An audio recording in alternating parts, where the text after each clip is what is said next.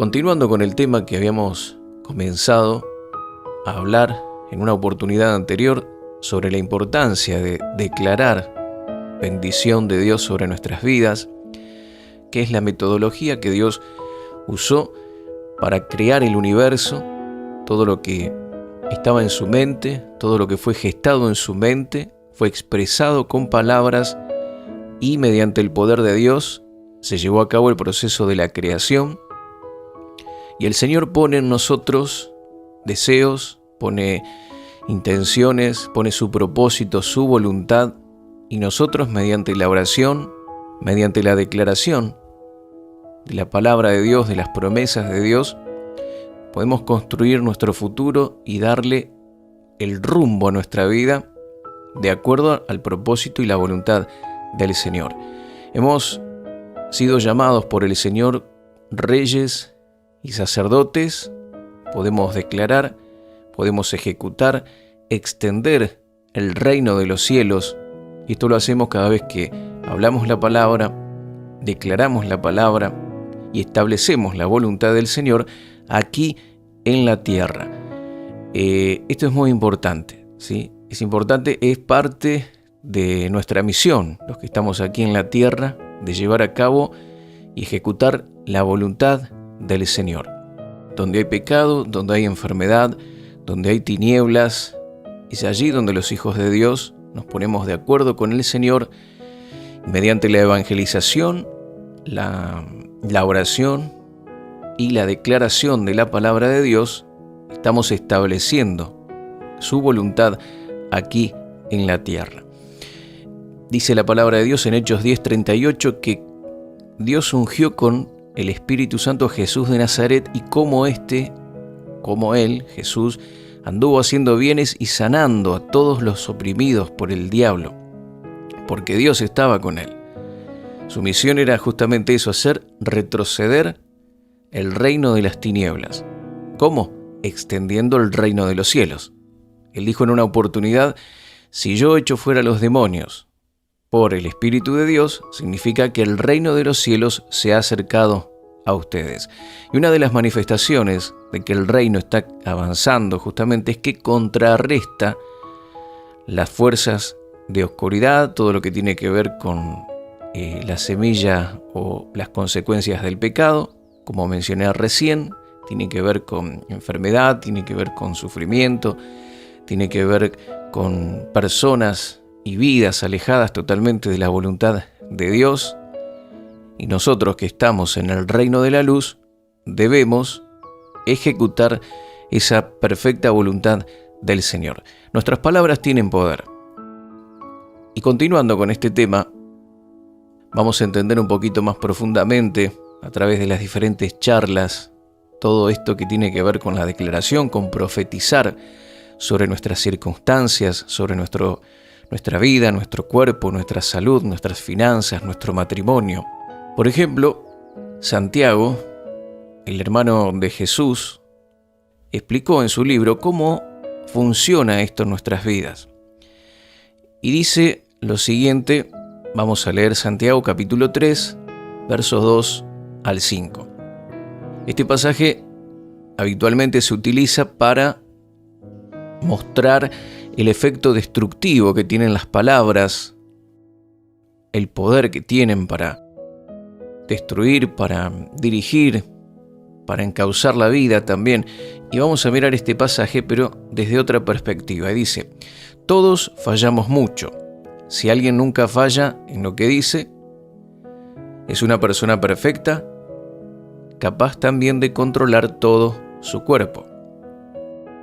Cuando ponemos freno en la boca de los caballos para que nos obedezcan, podemos controlar todo el animal. Fíjense también en los barcos. A pesar de ser tan grandes y de ser impulsados por fuertes vientos, se gobiernan por un pequeño timón a voluntad del piloto.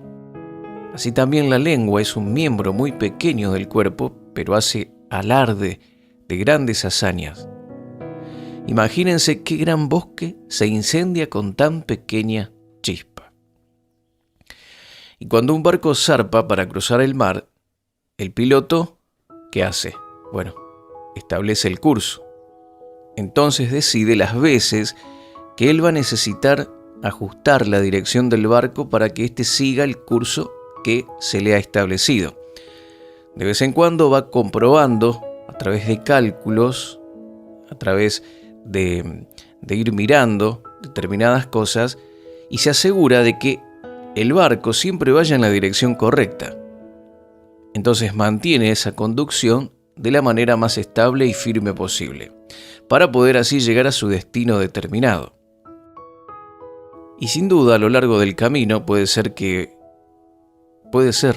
es necesario que tenga que ajustar el timón para atravesar imprevistos como tormentas, navegar por corrientes impetuosas o evitar obstáculos en el agua. Pero siempre conduce con su enfoque puesto hacia dónde se dirige, hacia dónde quiere llegar, más allá de lo que esté atravesando en el momento. Pero si él cambia constantemente la conducción, un minuto va para un lado, un minuto va para el otro, comienza a rodear los obstáculos, lo más probable es que el barco navegue en círculos en lugar de llegar al puerto deseado. Y el piloto crea su curso, o el curso del barco, primeramente en sus pensamientos. Lo lleva a cabo, lo ejecuta mediante el timón. Entonces, a través del timón, realiza esto de dirigir el barco, porque se alinea este barco con la intención que él tenía, con los pensamientos o con la dirección a donde él quiere llegar.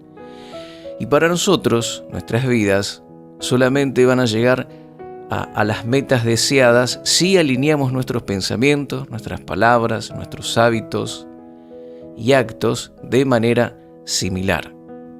Con esta imagen en mente, podemos darnos cuenta que podemos nosotros escoger vivir de manera consciente, de manera intencionada, hacia dónde nos queremos dirigir, en lugar de permitir que el día a día, las situaciones, las circunstancias dicten nuestro destino.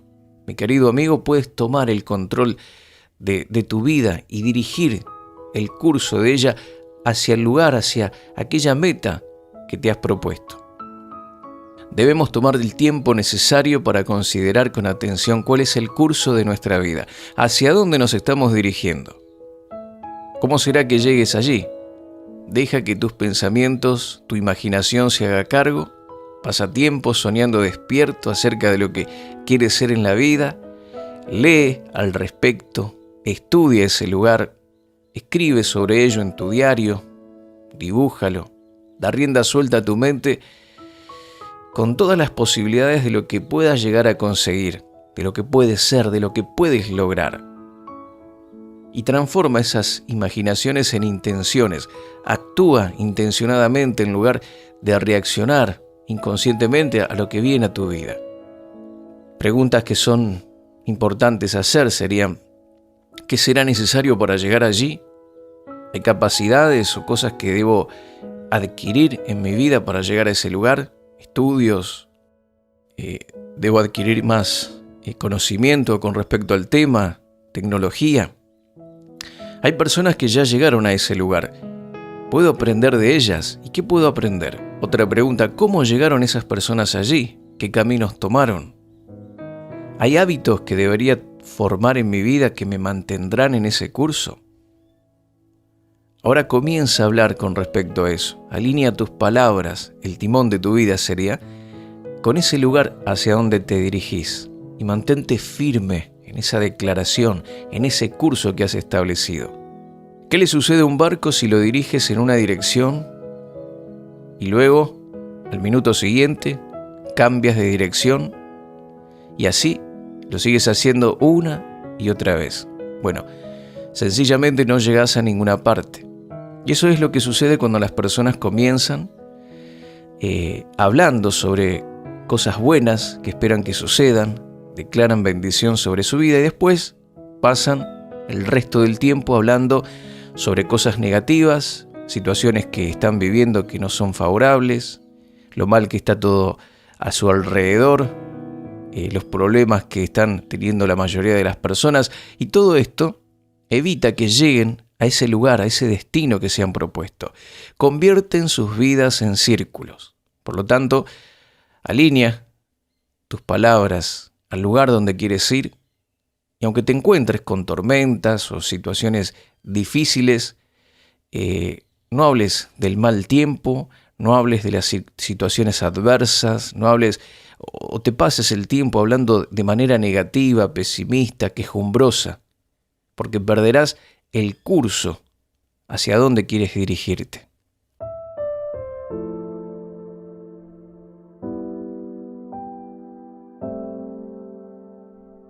Recuerda que en este viaje de la vida hay un propósito, hay un plan, y el Hijo de Dios, nuestro Señor Jesucristo, nos acompaña en todo momento para ayudarnos a llegar, para atravesar cualquier situación adversa que tengamos que atravesar, pero nuestros ojos siempre tienen que estar puestos en el Señor Jesús. Él es quien dirige nuestros pasos, quien guía nuestra vida.